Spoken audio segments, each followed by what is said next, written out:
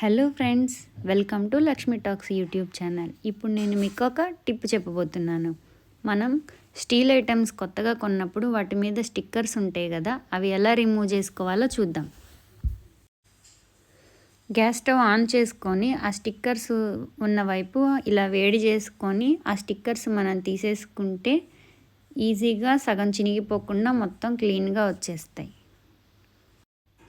ఇప్పుడు నేను స్టిక్కర్ తీసి చూపిస్తాను, ఒకసారి చూసేయండి.